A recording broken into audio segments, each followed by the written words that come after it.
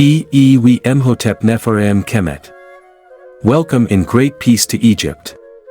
I'm Ptah Hotep, the vizier, and you consider me a sage for my maxims and teachings, which I wrote for all humans. Today, I'll complete my previous talk. I'll tell you the story of Pedge Nooh.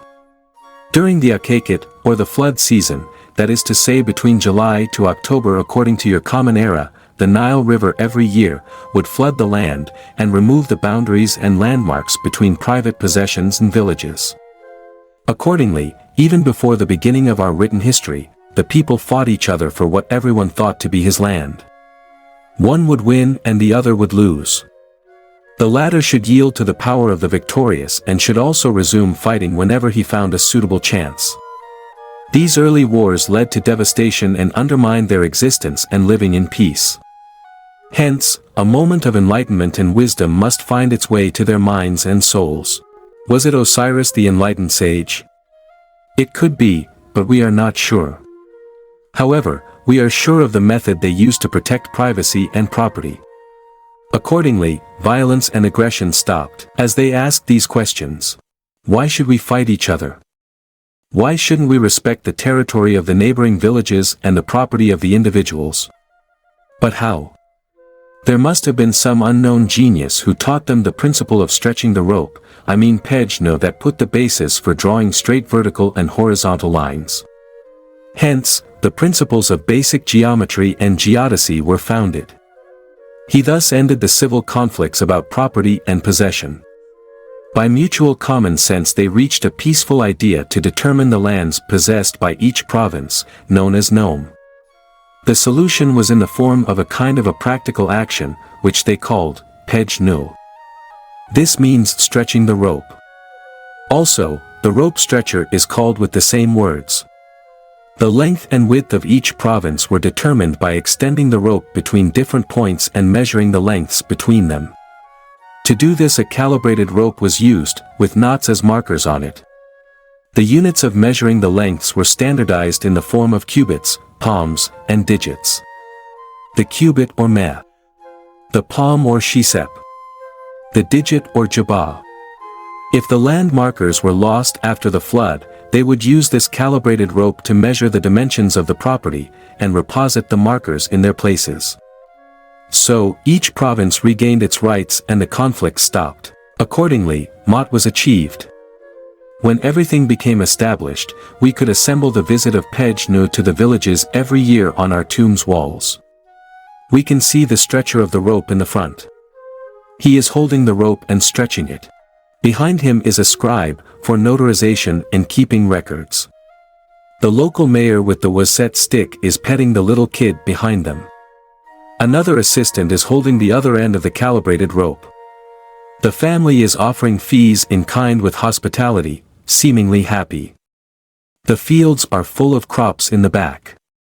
Using the same technique, enabled them to determine the borders of the villages and the provinces.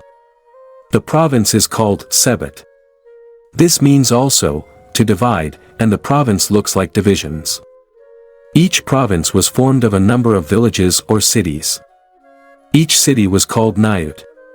It is like a circle with two streets crossing each other forming 4 districts. From this and basic geometry, Egypt was organized into 22 provinces in the south and 20 in the north.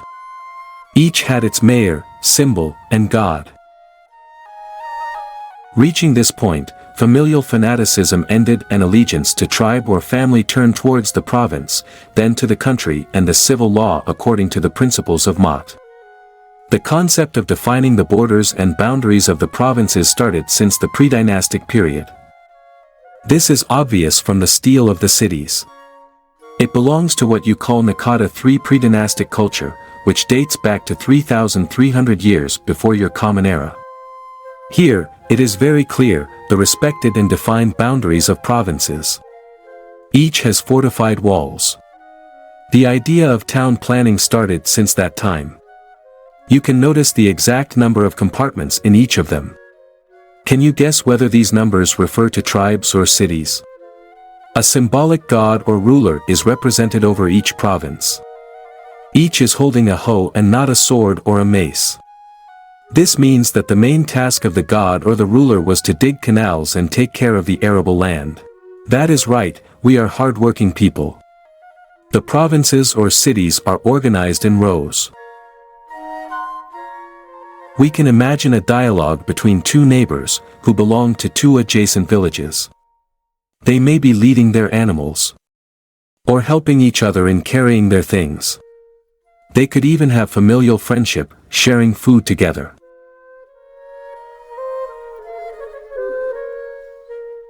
Their wives could mingle as well in the fields. I mean, socialization and the spread of ideas and culture prevailed, instead of the previous conflicts. This led that a certain social and harmonious pattern spread among villages, and later the larger provinces. Finally, this homogeneous cultural and social pattern spread from south to north. This started from the village level.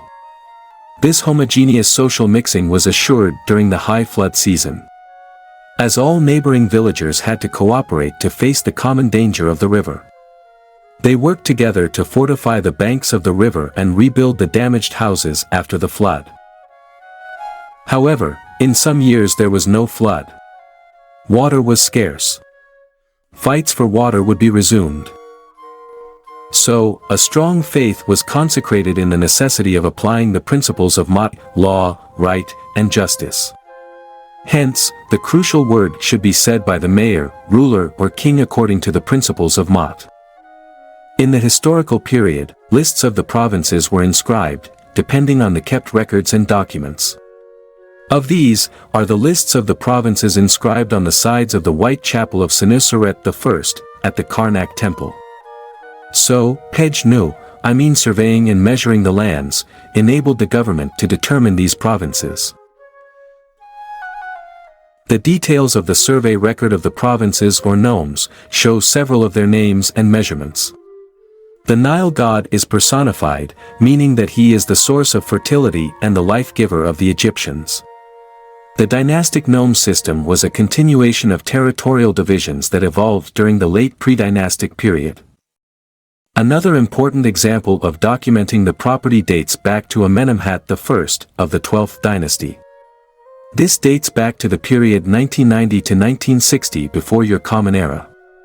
An inscription records that he divided the provinces into different sets of towns and redistributed the territories by reference to the Nile flood. It is like a notarization office keeping records. The impact of Pedge Nooh can be seen on the reliefs of the temples, depicting SESHAT, the goddess of writing and record keeping. SESHAT appears with the king marking the boundaries of the temple at its foundation. I hope I could explain the main point, which enabled Egypt to develop from minor chaotic settlements into a civilized agricultural society. Thanks to this expression, Pedge Nooh, surveying the land and measuring its dimensions. From that point, agriculture flourished. Most of our people are farmers and peasants. How could they cultivate the land? What kind of crops did we cultivate? What kind of tools did we use? What did life in the villages look like? Who owned the land? Who supervised those peasants? The best one to answer these questions is Amenemhat, being the overseer of the granaries. To make it easy, we call him Gemni. He will be your guide in the next episode. And I'll see you in other talks. So long. Make sure to tune in to my next videos. If you have any thoughts or questions, add them to your comments. Kindly press the like, share and subscribe buttons. I'm Farag Sharabasi and see you in the next episodes. Thank you.